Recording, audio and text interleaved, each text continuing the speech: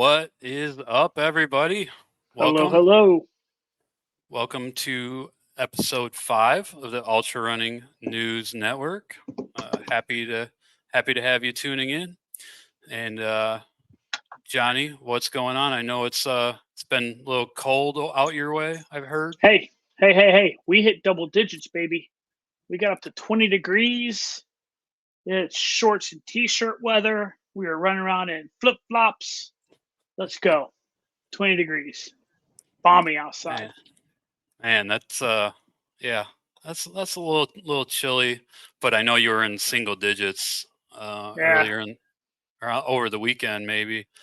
We had talked a little bit about water freezing. And I remember going for runs when it was literally just maybe 1 or 2 degrees and, minus 10 wind chill or something. And the water would just freeze in the water bottles instantly. So we got to put a little bit of vodka in there. Ooh. Dang. I didn't even think Doesn't about that. water doesn't freeze. It helps numb the pain a little bit. I mean, like you don't want to go too hard. Yeah. Speaking of really cold weather, I put that one post on, and I don't know if you saw it or not. A buddy of ours, Flores, he's up in Yeah. Minnesota now. Yeah. What is it? Did you see? He put a post on there, something about like a running club he runs with, like doesn't run under -25.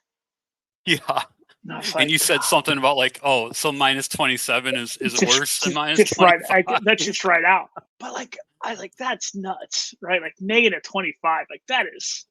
I Yeah. I I'm pretty positive I've ran in negatives, like where it's negative, like straight, and then like even Yeah. colder with the wind chill. Like I know I have. I kind of distinctly remember a handful of years ago, my kid's school was canceled because it was cold, and I remember thinking, I'll show them, and like put on like 10 layers of like winter running gear and ran it like negative whatever with a wind chill of negative whatever, just to Oh like man. prove a point. But and it's Yeah. always fun to come back with the big ice beards and stuff like that. Yeah. See if you can amass. But yeah, Ice beards of the world unite. So, all yeah, right. good times. Well, got a lot to talk about today. We're gonna go over race results from H.U.R.T and Bandera, and the winter spine race is going on over in England, and we're also gonna. Week we went over number 10, number 9, and number 8 ultra runners of the year from Ultra Running Magazine. And this week we're going to cover number 7 through number 1. And we're also going to go over the Keeping Trail Running Weird Awards. And those results were just released. So, and I know in our previous episode, we went over the nominees. So we're going to talk about that. And also want to touch on this race series called Running Up for Air. Um, it's been going on for a while, but it's been picking up a lot of steam in the last few years, and it's for a worthwhile cause. So definitely want to touch on that, and maybe talk about something that maybe we might plan in the future for this event. But we'll talk about that when we get to it. But, all right, let's go ahead and get into these race results. Go ahead and add this. Okay, so we're going to start with H.U.R.T 100. Now, H.U.R.T 100 is a race in Hawaii, and H.U.R.T 100 is 5 loops of 20 miles. And this is a very, very, very challenging race from my understanding. I mean, the routes are very significant. It's almost always muddy from my understanding. It's there's a lot of climbing. Okay, I think there's over 25,000 feet in the 100 miler when it's all said and done. Um, and it always takes place in January. So it usually does draw some pretty elite runners. It's a pretty well known race, and I believe it's been going on. Yeah, it can trace its roots back to the early '80s. So H.U.R.T has been going on for quite a while. There, And right there, like that picture right there alone. Like I've seen, I know we talked about her a while ago. We talked about Candace running this, mhm, uh, and like I remember seeing a picture she posted on Instagram, and you were not touching the ground at all. You were just running on roots for a while. Like it was absolutely nuts looking. Like it was that much roots where you're just kind of like balancing and putting the middle of your foot on the roots and just kind of making your way yeah, across it. The other thing, all the things you said is very accurate about her. The other thing I've heard that's just wild about it, and like mainly, I definitely me. I heard the humidity down there is just bonkers. mhm. Like instant sweat. It doesn't matter what time of the day it is, you are dripping. So it absolutely insane race. I can't wrap my head around doing that race. No, I don't. It's not on my bucket list, that's for sure.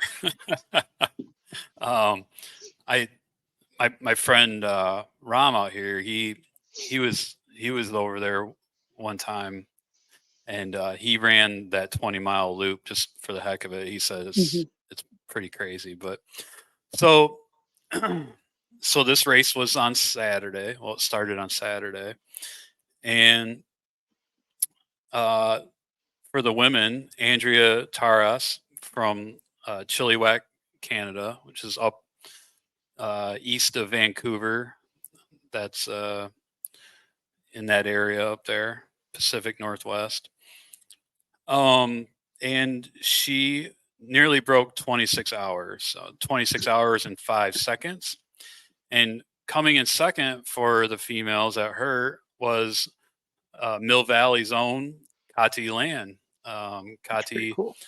and Kati got second at this event last year as well. And Kati is a staple of the Bay Area ultra running community. She's, very well known. She volunteers a lot, and just seems like an all around great person. And so she got second, and she ran in 26 hours and 51 minutes. So congrats to Andrea and Kati. And then for first place in the men, we have Ihor Varies. And I don't know if you remember talking about Ihor, Oh, but yeah, he got the assist at Big's Backyard yeah, Ultra, um, when Harvey Lewis set the record. I yeah, think it was 408 laps or something. yeah, yeah, something like yeah, So yeah, Ihor hung with him 407 laps. That's or no, I'm sorry. Was it? No, it'd be I don't know. Maybe it was 400 some miles, not laps. yeah, Yeah. yeah. Because I it's like a messed I 4 month. It's totally a, messed I totally yeah. jacked that up. It is what it is. I It was get it. maybe So it's like it's 107 yards. something like that. Because it's And like it's yeah, four and change a loop or a yard. that's You know what what I it mean? was. So yeah. So So yeah, it's 107 yards, and so Ehor won 106 yards. But anyways, yeah, the guy's a beast. Apparently, he won. yeah. He won hurt 20 hours and 50 minutes, which that's insane. I can't even. That is getting it. Like that is getting it. Yeah, yeah. And second place was Anthony Lee from Boulder, and he finished in 21 hours and 39 minutes. So, which was the 10th fastest time ever. So yeah, congrats to all of them. And the other race that we want to talk about is Bandera. So Bandera is in Texas, and Bandera there's a 100K and a 50K, and it's a 50K loop, but it's kind of a crazy loop. Right? Here's what it looks like. Dude, I um, would get lost on that thing yeah, like so fast. Like I would not make it one loop on that thing. Like that thing would have to be unbelievably marked. Like I can't. So for the people who are listening and can't see this, or for the people who have ever ran hallucination, this thing makes hallucinations map look super easy because I think hallucination can be a little confusing, and I know there's been people Yeah, make wrong turns on hallucination course. This thing is absolutely insane. Like it makes no sense. it is crazy, but if you really zoom in, the uh, the course really doesn't have any external links, like except for one. Yeah. Uh, it basically, I don't know if you can tell, but the directional arrows, there's places where the course almost touches another Hmm. part of the course, Hmm. but it doesn't quite. So I don't really know. I'm going to talk about my friend Pancho in a minute here, but because he ran it, so I'll have to ask him and see what the scoop is on this course. Yeah. But from my understanding, it's a very technical, rocky and rooty, uh, more rocky, like very rocky course. There's not a ton of climbing. There's 6,600 feet, I think, for the 100K and 3,300 feet for the 50K. So Um, where's what part of Texas is it in? it's at Hill Country State National Area. So I think it's about an hour from San Antonio. Yeah, I'm just always kind of curious, like what the hill country. Yeah, Yeah. Hill Country State Natural Area. It's like an hour from San Antonio, I believe. Yeah. So Interesting. yep. So this race used to be kind of in the spotlight because it was always the first golden ticket race of the year for Western Hmm. states. But this year they did not get renewed as a golden ticket race. And yeah, so it wasn't as much of a spotlight on the race as in past years, but uh, but there was a record-setting finishing time. So I'm gonna go over the results real quick. So the winner was Hans Troyer from Georgia, and he broke Walmsley's 2016 record by just under a minute. And Hans ran in a time of 7 hours and 45 minutes. And second place went to Jared Rothloff out of San Antonio at 8 hours and 52 minutes. So Mm. if that tells you anything about how fast Troyer ran this thing, the next person that finished was over an hour later Yeah. in the I mean, 100K. I mean, you take down a Walmsley, right? Like if you take down a Walmsley's record, I Yep. mean, I mean, what do I know about running fast? I don't know anything about running fast, but like from what I've been told, from what I've heard, Walmsley runs like on the on the fringe of almost reckless fast, right? Hmm. Like I'm Yeah. going to burn it down until I can't burn it down anymore, kind of thing. Yep. Uh, at which like slow old guys like me make fun of. You know what I mean? Like they're like, yeah, oh yeah, go burn it down, But like Walmsley, like legitimately does. Like he Yeah. redlines 100 milers and 100Ks. So if Yeah. this guy's going out and knocking out a Walmsley, Yeah. like And just kind of put him on a radar. Like just kind of maybe put a pin in that name and keep an eye out for what he can do down the road. Like that this dude might be something. You know what I mean? Like it could be really yeah, cool. yeah, no doubt. I'd like to look into his Ultrasignup history and see what he's doing. But Yeah. it's too bad it's not a golden ticket race anymore because he would be racing in Western states. But the Kind golden of ticket a races have they've definitely they're a lot different now than they used to be. It used to be Sean O'Brien down in Southern California, and then that went away. It used to be Lake Sonoma 50, and that went away. Gorge Waterfalls in Oregon, mhm. and that went away. Um, and also Georgia Death Race, and I think Georgia Death Race maybe went away for for other reasons, but I mean, not going to get into that. yeah. Here's what, and being as neutral and as biased as possible, right?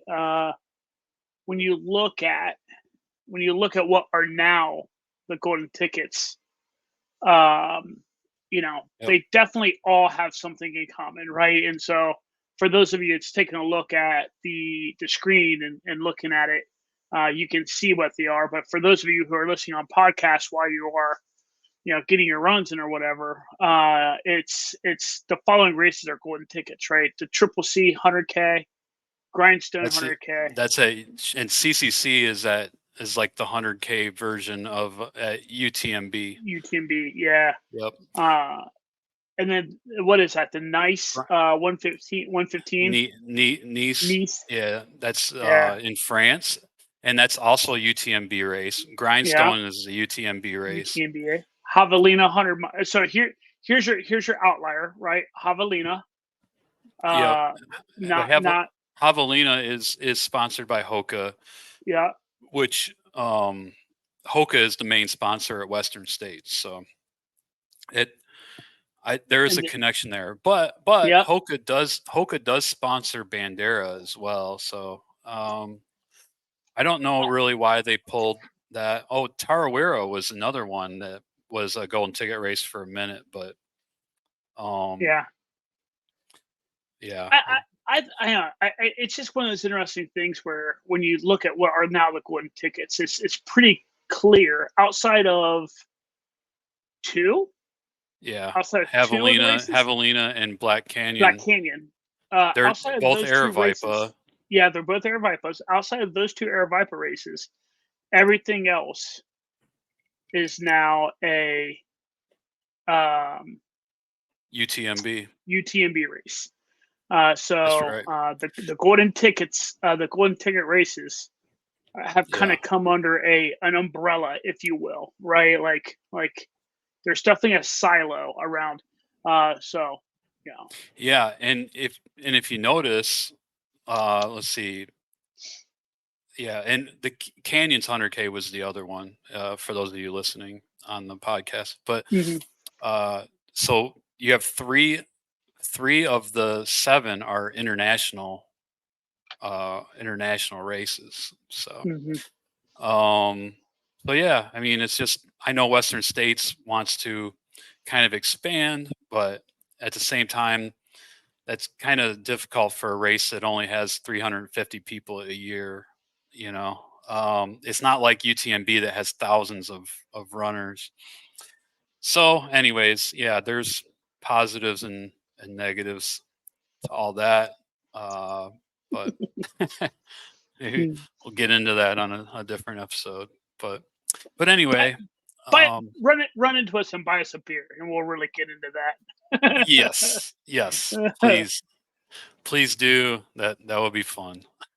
And I do want to give a shout out to my friend Pancho.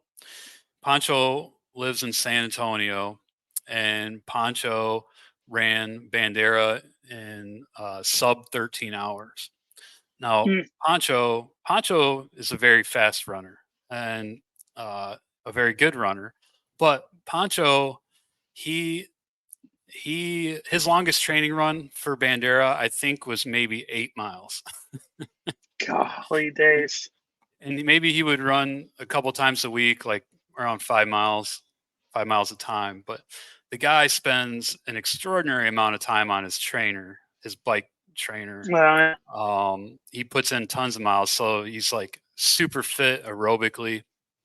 Um, if I could get away with that, I would. But if I'm running an ultra, if I don't train my ass off, yeah. then I'm crashing and burning. I've learned that lesson. So anyways, shout out to Poncho. That is pretty cool. All right. Let's move on to ultra running's top 10. Oh, I'm sorry. Oh, I did want to go over the spine race real quick, and time is Mm, flying by. We're already like 20 minutes into this thing.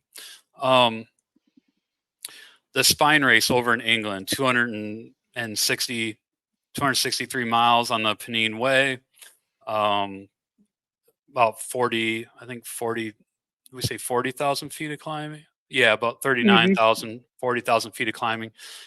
There's two versions. There's the winter race and the summer race. Well, the winter race is going on now. It's notorious for very harsh conditions. And this is basically, it's like largely a self-supported race over the fells in England. I mean, you'll see snow. I heard they had pretty good conditions for a while, but then they had bad conditions this year. They had to pause the race for a minute. And John Kelly was running the race. John Kelly is a two-time Barkley winner. Just a beast of an ultra runner. He actually holds the record on the Pennine Way in like 58 hours.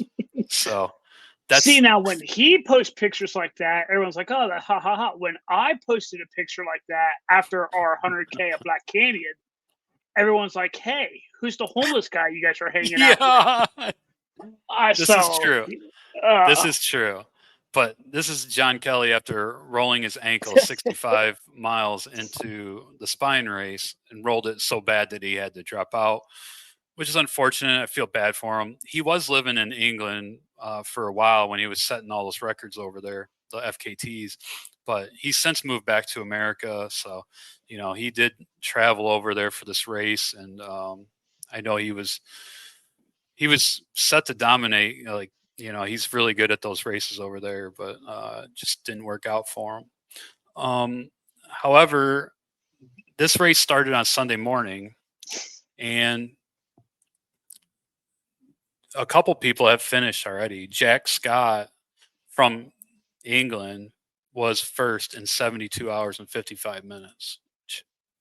For a winter race at that distance and that climbing and those conditions, that's brutal. Is crazy. Yeah. Yeah. And Damian Hall from the UK is second, or from England is second. So I don't think anybody, the females have not finished yet, but Claire Banworth is in the lead. And I know I've heard her name before. Yeah. Okay. Let's move on to Ultra Running Magazine's Ultra Runners of the Year. We're going to start with number 7 because we already did 8 through 10 last week.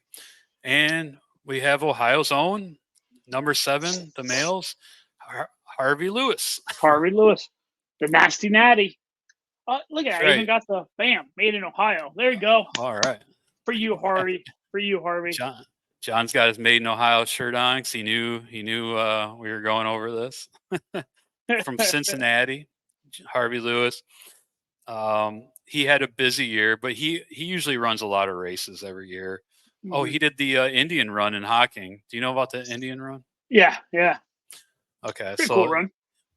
So of course he got first there. I would expect nothing less. Dude, I mean, yeah. Canadian Death Race, he got 4th. That's a really tough race from my understanding. Badwater, he got 3rd. And Australian Backyard Masters, he got 3rd, 374 miles, 0.8 miles. Dusk till dawn to dusk to dawn. I'm not even sure what that is, but he got 1st. Rocks and Roots Trail, he got 2nd. That must be a 50K. That's in your neck of the woods, right? Rocks and Roots. I saw that and I'm like, is that the Rocks and Roots as in like Rocks and Roots, like at Alum Creek Rocks and Roots? I'm wondering. Here's my thing. I kind of don't think it is, and here's why. He got second he got second age group, or what did he get? Second. It has like the little at the top. Second, second gender place. Yeah, and then 4th overall. Yep. I don't see that at the Rocks and Roots in Alum. Like I don't know. I don't see anyone in Central Ohio beating him. I'm seeing Rocks and Roots Trail Series. And let me just look at the results here. So that would be January or February. Well, and that's the other thing. Not There's to, 2 races. and so that's it. Like, that's probably another good indicator that we're not talking about the one here in Central Ohio, unless they've made massive changes. No, Those dude, it is. it is. Yep. Look Whoo, right here. Right here. Harvey Lewis, Alum, 50 yeah, K, second place. Alum Creek State Park, Ohio. I Yep. cannot Brian believe. Briones got I'm first. floored by that. I am absolutely floored by that. Well, he That only some beat of him those little. by less than 6 minutes. So, I mean, Brian Poland got first in the 40K. oh This wait, Bob, I know Bob wait, Moore. we know Brian Poling. Yeah, that's what I'm saying. He was always hanging around Mohican. Yeah. Oh, okay. Shit, that is some legit people have showed up for that thing. Then, all right. Yeah, Uh, yeah. So yes, this is the Rocks and Roost damn. Trail Series put on by Fleet Feet. Yeah. Okay. Yep. Let me go back to our screen here. All right.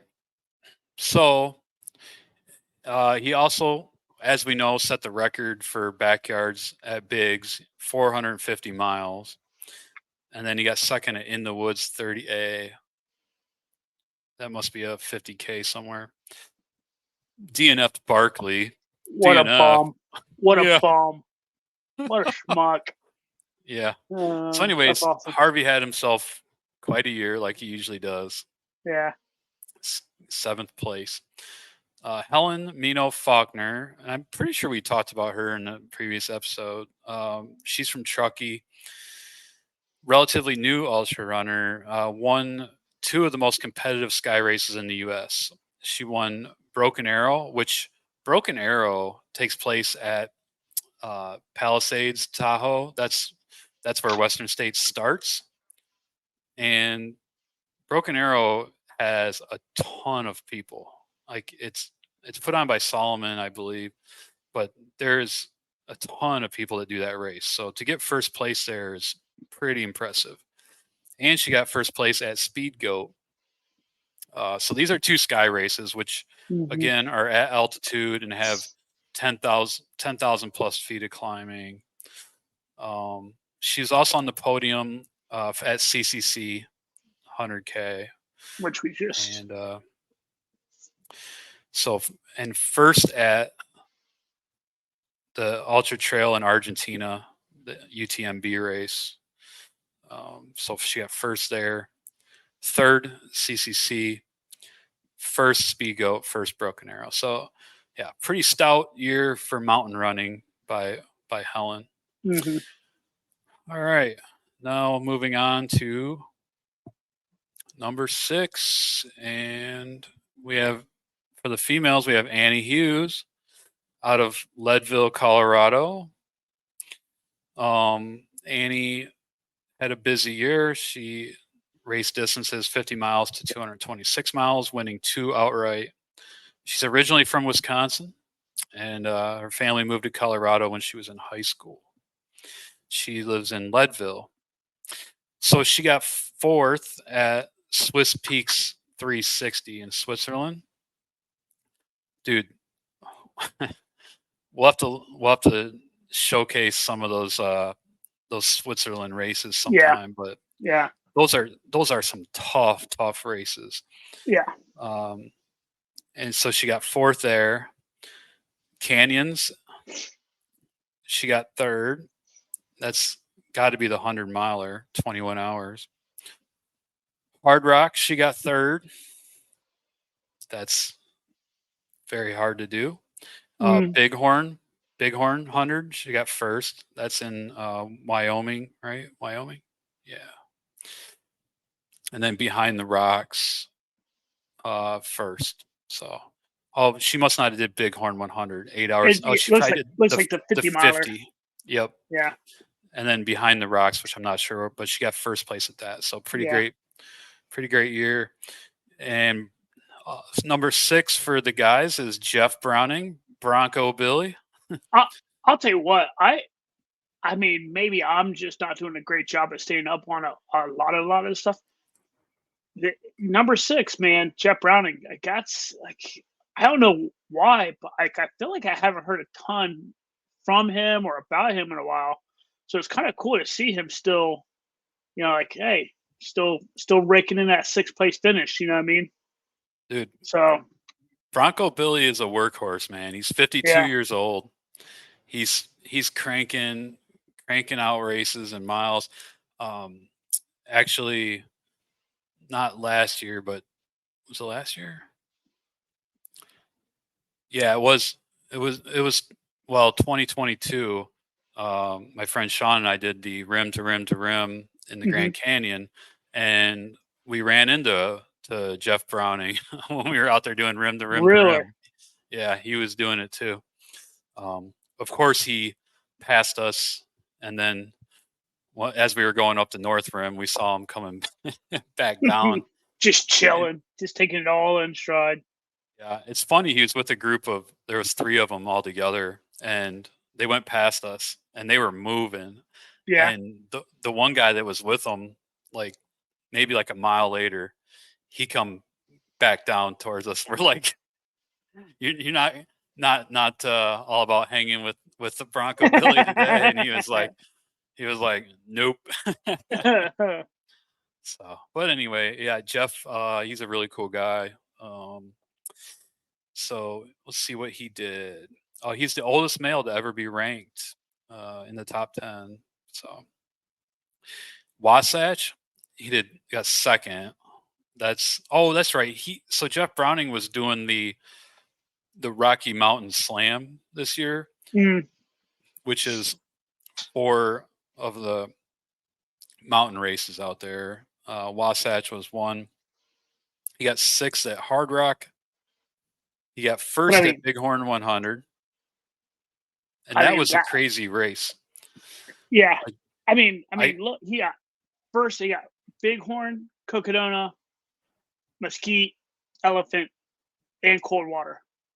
Give me all those 100. Or give me all those first places.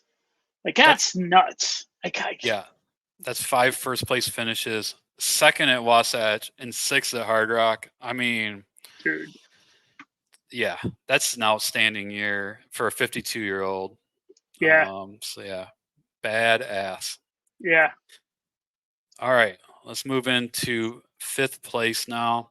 Matthew Blanchard, and he lives in Canada and in Montreal, and also in France. Um, and he's a pretty well known ultra runner. He usually does well at UTMB. He actually did Western States this year. He got 6th. He got 4th at UTMB. So he did that double, the Western States UTMB double. Um, and he got 2nd at a race in Costa Rica, and he got 3rd at that stage race in the desert out there in the Sahara, Marathon des Sables. I think that's in Sahara Desert, right? Morocco. Um, Yeah, it's like, yeah, Morocco. Yeah. yeah, so he got 3rd at that, which is usually a pretty competitive race. So. And for the ladies, 5th is Leah Yingling, and she's from Salt Lake City, and it must have been a ragged 50K, I think, 2nd place. She got 8th at UTMB, 9th at Western States, uh, bull run, run. I'm guessing 50 miler, 1st place, and then way too cool 50K. She got 2nd. And way too cool is a very very popular race out here, and it's actually up near Auburn, Hmm. cool California, and it's an early season, like a March 50K. But there's a ton of people that do that race. A lot of elites do that 50K. So to get 2nd is pretty stout. Okay, moving into 4th. we have Heather Jackson for the females from Bend, Oregon, and she won Javelina. That's huge. Like tons of elite runners run Javelina, and then she won Canyons 50K. So two pretty stout victories there. She got 20th at OCC Switzerland. DNF Western States. Not sure what happened to her there. Second at Black Canyon.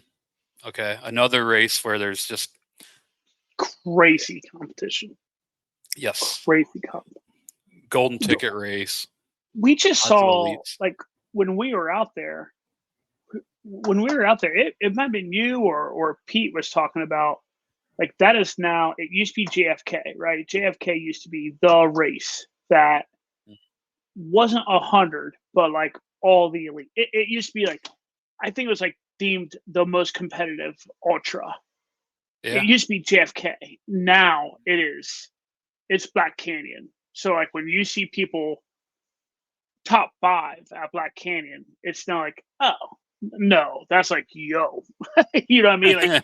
Like it is like that's some serious stuff. So anything top 5 at Black Canyon, it is like I can't remember if it's you or Pete that's talking about, but that is now the most competitive ultra there is. Yeah, I would say. I mean, especially since it's a golden ticket race and it's early season.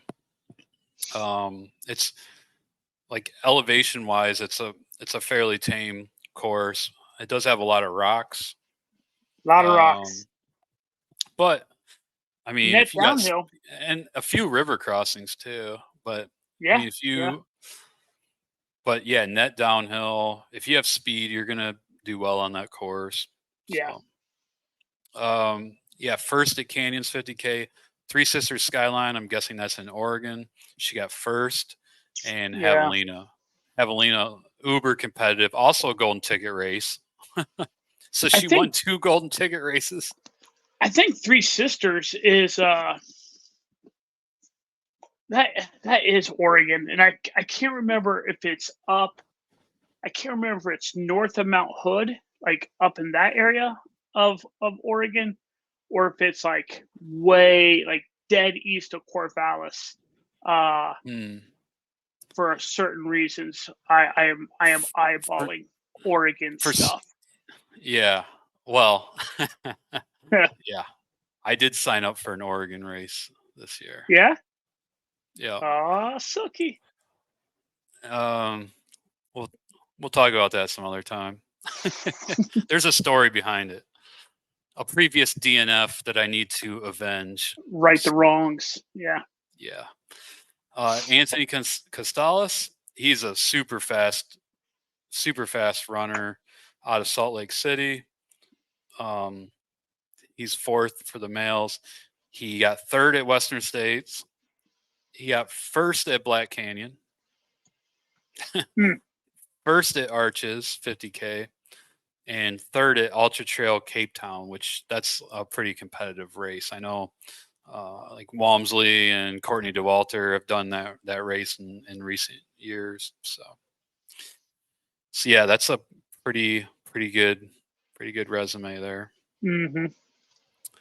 Okay, moving into 3rd, we got Tyler Green. He's out of Portland, and he's also a super fast runner that's kind of come onto the scene the last few years, making a name for himself at Western States. He got 2nd at Western States and 7th at UTMB, 3rd at Gran Canaria, which is, I believe it's an island off Spain. He got 3rd there. That's a really tough race too, I think. Yeah. Technical. Orcas Island, 1st. That's a pretty popular race. Yeah, too. I've heard some really cool things about it. Yeah. I would actually. That would be a good destination race to do. As a group. And then Tiger Claw, which that's Ginger Runner's race, I believe. Oh, cool. Yeah, he got first at that. So Which makes pretty sense. good year. Which makes sense. He's doing a ginger runner, right? Because like a couple PNW guys hanging out together. Yeah, yeah, Yeah. sure, sure. Emily Hawgood's third for the ladies. She's out of Roseville, California, which is up kind of near Auburn. Hmm. Um, yeah, she's really fast, good runner. She did that Argentina race too, and she got second there. Western States, she got fifth. CCC Italy, she got second, and Salmon Falls, she got first. So just pretty competitive types of races, which led to third place voting. All right, second place, Katie Scheid. Katie is a American, but she's lived in France for a while. Um, she's from Maine originally. Um, she she actually won UTMB, not this last one, of course. Courtney won, Hmm. but I believe it was 2 years ago she won UTMB. She got first at Trail des Balkans d'Azur in France. She got first at the Costa Rica Coastal Challenge. She got second at Western States. Eco Trail Paris. This is actually one that I've been looking at for quite a few years. It's a 50 miler. It starts in Paris and it goes out on the trails out of town, Hmm. and it comes back. It starts at the Eiffel Tower. It goes out on some trails. It goes around and it comes back, and then you climb up the first like couple No. floors of the Eiffel Tower to finish the race. God. Yeah. So I mean, you can't really make it out of the city then. Well, that oddly enough, there are trails. Yeah. There are trails right. I mean, I haven't been to Paris, so I don't know, but I've looked at that course, and it does go out on the trails right out of the city. But I mean, they're like the trails in San Francisco, right? Like it's urban single track, right? Or does it make it out of the city limits of Paris? I think it does. I don't know Oh for man, sure. listen, We'll have to look into that. Jamie. Listen, you and I might have Yeah. just got ourselves in trouble, my friend. Like it sounds like I pack gin up, you pack Jess up, and Yeah. we meet in Paris, my friend, for a 50 miler. Yeah. Oh, I think that that would would be be awesome. fantastic. Yeah, I've looked at that race for at least a decade now. Just yeah, it caught my eye once a long time ago, and I just kind of maybe it's on the bucket list, I would say. But it'd be fun Hell yeah. destination race. Hell yeah. That'd be amazing. And it's a 50 miler. So I mean Hmm. you're not all Well, beat up and like there's all different distances, but I think 50 miles the longest. yeah. Oh, I'm in. Oh, I'm in on that. That'd be awesome. Yeah. Uh, so she got second at OCC. Katie did, and Diagonal de Fou, which Diagonal de Fou is insane. Like that race, it is super technical. It's on this island. It's owned by France, but it's it's on Reunion Island or something. This is like a 12-hour flight from Europe, right? Like it is an island literally out in the middle of the ocean, out in the middle of nowhere. It's how long of a flight from Europe? I believe 12 hours. It's like Ah, it's off of Africa. dude, that would be brutal. I can't like Yeah. that would that's So cool. Dylan Bowman, who's you know, he runs the Free Trail Ultra Running Media Group, and you know, he's an elite ultra runner, Mhm. super cool guy from what it seems. He did that race 2 years ago, And there's a YouTube video of him doing that. You should check it out because it's very technical, like steep, lots of climbing. I mean, this race just looks insane. So to get first place at Diagonal de Fou is super impressive. Yeah. And then Zach Miller is second Heck for yeah. the males. We've talked about Zach in a few different episodes. You know, he's a hard charging, he's a hard Mhm. charging ultra runner.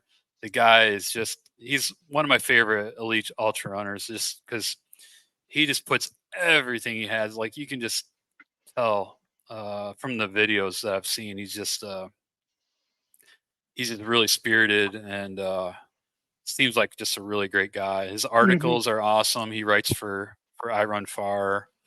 Um, you know, he's just a really cool guy. So I'm happy. And he was injured for a while, and he came and he's been on the comeback path for 2 years now.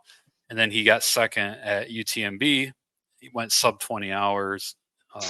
He was actually in the lead at UTMB, beating Walmsley, and Walmsley passed him. I thought it was around mile 70 or something, but yeah. And Zach did well at UTMB in past years before he got hurt, but yeah. So no, it's great to see him back. Tarawera, he got first, which is awesome. I mean, like, so he went over there early to Tarawera for that race, and he was doing trail work and stuff over there. Like, he's just that kind of guy, you know. Yeah. Just and then Trail World Championships in Austria, he got second. So yeah, just pretty strong performances by Zach. And first place, I think we pretty much knew There's who no this way was that gonna yeah. be. There's no way people don't know who this is. Yeah. Yeah. So Walmsley, who is an American living in France, but he got first at UTMB, which first American male to ever be first at UTMB. So it's awesome to finally have an American take the crown there. He also got first at that UTMB race, in Nice. That's the golden ticket race that we were talking about earlier. So he got first at Nice, and then he got first at this other UTMB race in Croatia, and that's how he got his entry into UTMB. It's by getting first at that race in Croatia. So, yeah, pretty strong running at these super competitive races over there, and it'll be interesting to see what he does next year. You know, he has Mhm. the UTMB is a goal. Oh no, it's not a golden ticket race anymore, but maybe it was last year. I can't remember. But anyways, so he has Nice is a golden ticket race. So he has a golden ticket. He can do Western States if he wants to. So it'll be interesting to see if he does that. It'd be neat to see him come back and just rip it. Yeah. Just like basically run the race like it's like I'm racing to get to the river, right? Like get to the river, like Yeah. just run, empty the tank, and then just what do you have to hang on from the river to the finish line? Yeah. So it'd Well, be yeah, the last 2 years, people have pretty excited because you know they some other people have had a chance there, yeah, yeah, yeah, but of course, it's always great for competition and um, see if he can break course record, which his course record it would be crazy to beat, but like yeah, 14 and a half hours. And the most deserving first place ever, I think, yeah, Courtney DeWalter, Leadville, Colorado. We talked about her extensively on the last or 2 episodes ago or last episode. yeah, Um, she had a heck of a year. I mean, that maybe the best year in ultra running that any person has ever had. Um, so first place UTMB, first place Western States, first place Hard Rock, and those 3 races all took place within a couple months of each other. The 3 most prestigious 100-mile events in the world, I would Hmm. say. And she just dominated all 3. Set course records at Western States and Hard Rock. And she holds the course record for women at UTMB as well. So I mean, just outstanding. And she got first at Trans Gran Canaria, and that's an early season race, I believe. Um, and she got first at Bandera, and that was her golden ticket race. That's when Bandera was a golden ticket race last year. So she got first there. And she got 99th at Javelina because she ran Javelina with her mom. Yeah, yeah. What's So what's kind of funny is that time that she has at Javelina. If she would have ran the Javelina 100, that could have been her time. You know what I mean? Like that's like yeah, amazing that like I I think Javelina 100 at full speed, she would probably be down 13 yeah, and a half hours, I'm yeah, guessing. So she would probably even beat that. yeah. It's pretty awesome. I love the fact Yeah. like how cool is that of how cool is that as an elite? You're like, "Psh, like everyone knows who I am. It's cool.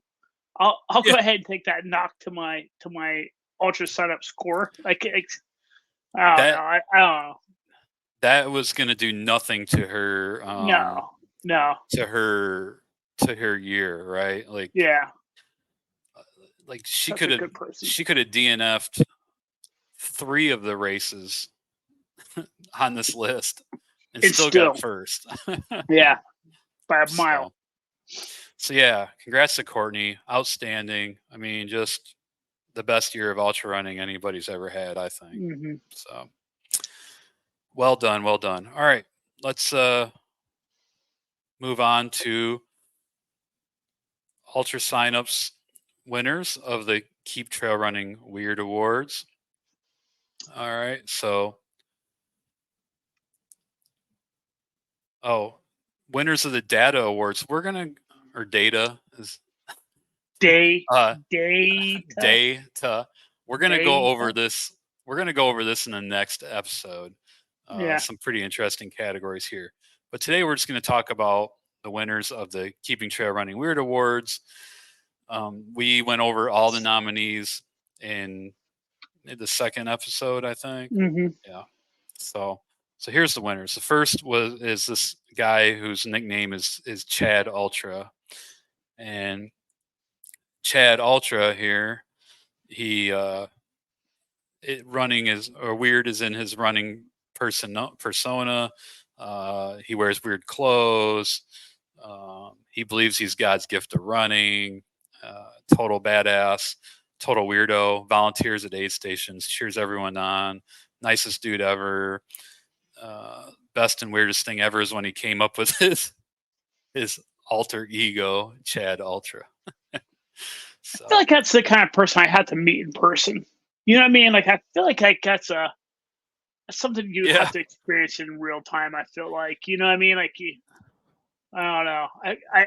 The irony of it is, I feel like we've all met that person in real life, oh yeah, right? And yeah. so, even though it's I an act for him, you're still like, oh, I don't know. yeah. You know, you're like, I don't know. I gotta meet him in person. Yeah, and we'll have to see where he's from, and maybe we'll run into him at a race Yeah. sometime. Best pacer, Chris Morrison, and here's Chris. Uh, so his runner was nervous about hitting the cutoff for their second ever ultra this year at Pass Mountain 50K. Chris volunteered to run the entire race. Uh, he had to register for the race because they didn't allow pacers for the 50K. So yeah, he had to register for the race to pace and helped his runner out. So he won best pacer. And then we have best dress was Charlotte Corher. This is the one, Charlotte, who makes a different costume for every race. Okay. That Charlotte Corher. I love it. I love it. Yep. So that's, I can't, like we talked about before, I can't even imagine the time commitment making a costume for every Yeah. race, and Yeah. the thought that goes into that. I mean, just Oh yeah, because I wow. mean, she's not half-assing it, right? No, Like it's like she's putting work into it. Like that's no, what's impressive. and check out this costume in the on this website, right? Like, what was that, a salmon? Yeah. That's legit. That's Yeah. legit salmon, dude. All right. Uh, best race day fail. I think this one was pretty deserving. This is uh, It's pretty Amy solid. McDowell, and Amy is the one who dropped her. Oh, I thought that one was right up there. The cactus, Dude, falling on that the hurts. cactus. Look, like, every time I look at that, I'm like, God, that Yeah, hurts. Like, and that's the cholla yeah. cactus, which is, oh my god, I can't even imagine. But anyway, um, so Amy McDowell won. She's the one who dropped her keys in the toilet right before the start of uh, her 20 miler, and they were in the back pocket of her shorts. Fell out. Her vest, headphones, and fuel were all locked in the car. She ran the loops with a cheap water bottle and finished the race. She had a near panic attack. Adaption was great practice for upcoming 100 milers. So, dropping keys in the toilet, I would I would be punching walls, man. I would just be. Yeah. You know what? Like, I'm just gonna take my DNS and be done with it. That's right. uh, okay, and then finally, the most inspirational is Andrew Glaze. That was a lot of people in that category. Remember, it was like Mm-hmm. part one, part two, Yep. part three. So Andrew, Andrew won. I think, didn't you mention that that you know who this guy is? Andrew Glaze. I mean, I was, you know, zombie scrolling TikTok, and like his stuff started popping up on my For You page, and it's phenomenal. Like he has great content on TikTok.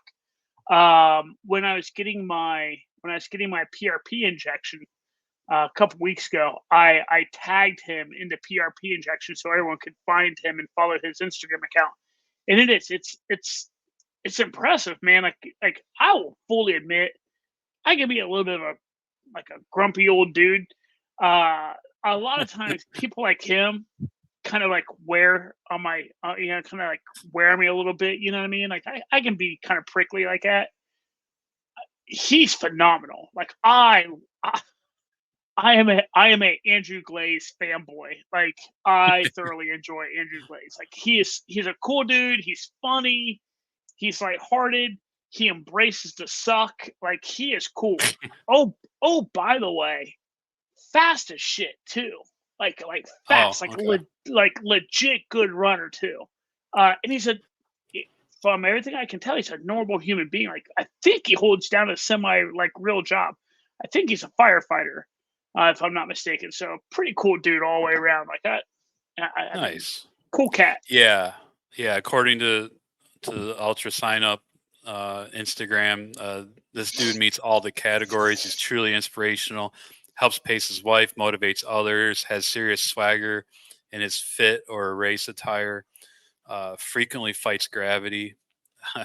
uh, falls down a lot, maybe. Um, Overall, great guy that truly sheds light on how running is therapeutic for the mind and body. He provides grit, dedication, inspiration to challenge yourself, do hard things, demonstrates commitment, willingness to use his platform. That must be what you're talking about there, Hmm. to inspire others to better themselves physically and as an individual. Smile or you're doing it wrong. Yeah, that's solid. So yeah, congrats to Andrew. All right. That's it for the Keeping Trail Running Weird awards. We're going to, like I said, we're going to go over the data, the Ultrasignup data awards next episode. Some interesting stuff there. One last thing I want to talk about before we call it is this event. It's called Running Up for Air, or RUFA. Now, RUFA, I'm going to share this other article from American Trail Running Association. Now, RUFA started by Jared Campbell. Okay, Jared Campbell, he is a beast. First of all, I just want to say that he's, I believe, the only 3-time Barkley finisher.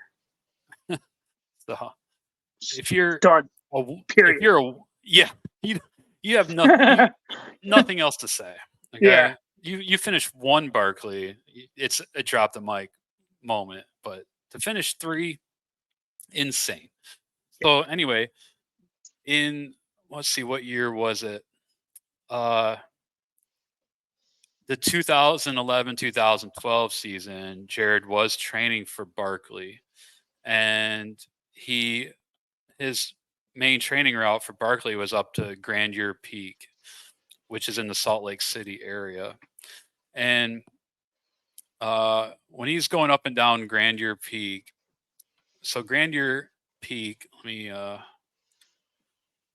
get the stats on this. It's a out and back that he's doing 6.1 miles with 2,700 feet of climbing. So about a 10K with 2,700 feet of climbing. And one thing he noticed when he was going up and down is the air quality. Once he would get higher up the mountain, the air was clear, and he could look down and see all the smog that's trapped down in the valley, the Salt Lake City Valley. And he's thinking to himself, and when he would go down, he would actually feel the pollution, like breathing it in and stuff. And he's thinking to himself, there's 2.5 million people living in the Salt Lake City Valley, breathing this air. And in the winter, it's like this inversion thing where when people burn wood in their fireplaces or cars emit exhaust, all this pollution, it can't escape. It can't escape the valley. So it just sits there, right? And so he noticed this, and he got this idea. He was going to do a 24-hour training run, and he was going to do 10 laps, right, up and down, training for Barkley. And he just put it out there for people to pledge, throw in $1 or $2 or $5 for every lap that he was going to do. And he ended up raising $4,000 that he donated to this organization who advocates for, political policies and things like that, called Breathe Utah. Okay, so he did that, and that's kind of how RUFA started, because after that he started having this event with his friends and colleagues, and it's started getting more and more money to donate to organizations like Breathe Utah. In 2016, he had online registrations, and that year 51 people participated, and they raised $30,000. So it just grew from there, and there's been a lot of big name runners that have done this. Luke Nelson, Joe Grant, Courtney DeWalter, and Jamil Curry. He's done it a couple times. He has a couple of YouTube videos out there for Run Up for Air, for that event that he did. Really good. Shows the course and goes over everything. So I think it's a great organization. And so what happened was people were traveling from very long distances away to run the event that he was having in the Salt Lake City area. So they got the idea to expand so people didn't have to travel to make it more environmentally friendly. Mm. And so they started having events in other areas. So now let me share this. So here's their fundraising goal of 150,000. Now there's events in Ogden, Utah, Missoula, Montana, Provo, Utah, Pine, Colorado, and Isaac, Washington. So there's 6 events now that's running up for air, and it's in the wintertime because that's when this inversion thing is the worst. And actually, I do want to show some pictures. So like these are 3 pictures. This is 11 a.m. Seems Yeah. pretty clear. Let me blow this up. 11 a.m. seems pretty clear. 1 p.m. maybe a little haze moving in. By 4 p.m. you can just see It's that layer of fog yeah, and so for the folks like or listening on the podcast, smog. yeah, for the folks listening on a podcast, we'll go ahead and put a link to the website that Jamie's talking about right now, where the photos Yeah. are. But also, just to give you a description, like the fog is so thick in the 4 p.m. photo that it really doesn't even look like you're looking over a city. It's much more like you're looking over a frozen lake. Like it's that thick. Like it really like if I were just to put that picture up and like, here you go, what is this? You're like, oh, you're up on a mountain looking over a frozen lake. It is. It's really wild. And earlier, Jamie, when you were talking about the level of pollution they have, it ranks like worse in the U.S. It's the worst in the U.S. I think it said, and like in the top 18 in the world. Like it's insane how bad the pollution gets. It's so really cool thing that he's trying to get something done. You know what I mean? Is everyone talks a good talk, but he's trying to do something about Jared is trying to put put something into action here. Yeah, and he's been very successful at doing so.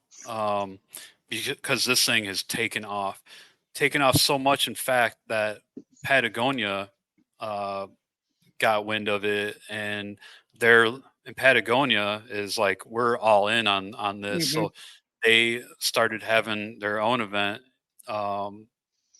running up for air at from Patagonia's across some other parts of the world, and starting and ending in Patagonia. And another cool thing, here's Patagonia's website.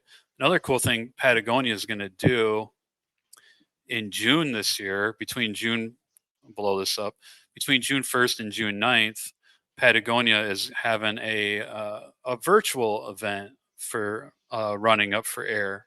Um, it's a vert challenge, and if you sign up for it, you can pick your course and just do it on your own. Um, and yeah, so it'd be like being able to participate in RUFA, even if you can't travel to the races in the wintertime in the States. So yeah, so that'd be cool. And I'm definitely going to sign up for this virtual event Yeah, once more details come out. And maybe John and I were talking, maybe we could have a group thing on Strava or something for the Ultra Running News Network, just to tally all of our vert and our miles to do. So if you're listening out there and you're interested, we'll share more information about that later. for sure. Yeah. Um, By then, I might have my knee healthy enough. I might be able to get like a solid like 1,000 feet in, baby. there you go. Uh, Well, hopefully. How has it felt on your last couple of runs? oh well, there's no reason to bring the mood down on talk about anything Okay. like that. All right. I just want to end we'll talk about that some other time. Yeah, so I think I just want to end this episode. We'll just show a quick 1-minute video of the running up for air at Grandeur Peak here. Actually, I think we can unmute the screen audio here. It was working there for a little bit, and then it went away.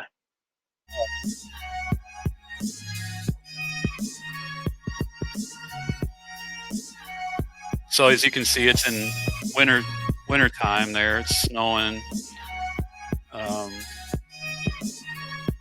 and it's pretty good climb.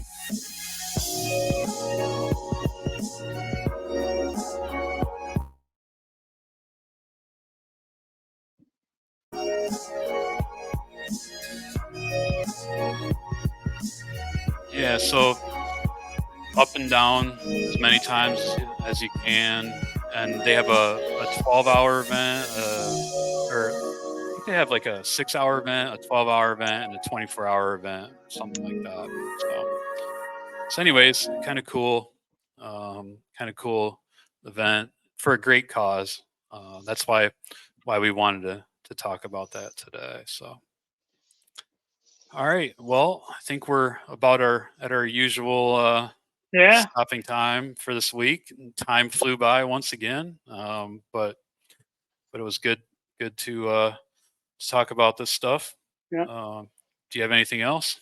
No, like always, we'll go ahead and get this uploaded. It should be available to you, if not, well, for us on the East Coast, if not very later tonight. You should have it tomorrow morning, Thursday morning. We'll get an Instagram post out, Facebook post. On the note of Instagram, on note of Facebook. Oh, by the way, we're also now on Threads. So you can find us on Instagram, you can find us on Threads, you can find us on Facebook, obviously on YouTube. Give us a listen, give us a watch, subscribe, like, all that kind of fun stuff. The one big ask, if you're still listening, if you're still hanging on at this point on this episode, interact with us in the comments, hit us up, give us some thoughts, give us some ideas, give us some feedback. We want to make this like more of a community. Like that's why Jamie and I both got into ultra running at the end of the day is because of the community. So definitely let us know what you like, what you hear, and all that kind of stuff. But looking forward to talking to everybody on the socials. Yeah, well said, Johnny. And the Threads thing is new to me. I don't even know what that is. So. Yeah. Hey, But all right. Well, I'm gonna go ahead and take us out, and we'll catch everyone on the next one. All right. See us.